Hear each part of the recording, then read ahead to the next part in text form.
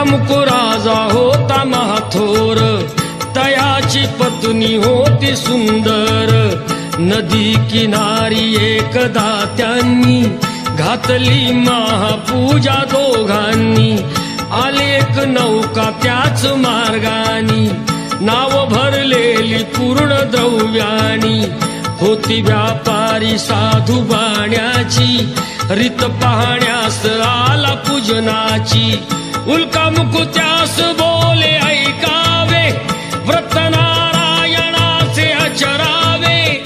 मनोइच्छित फळ मागावे, चरणी श्रीहरीच्या लागावे. घराशी आला वाणी परतून, तयाची पत्नी होती शिलवा.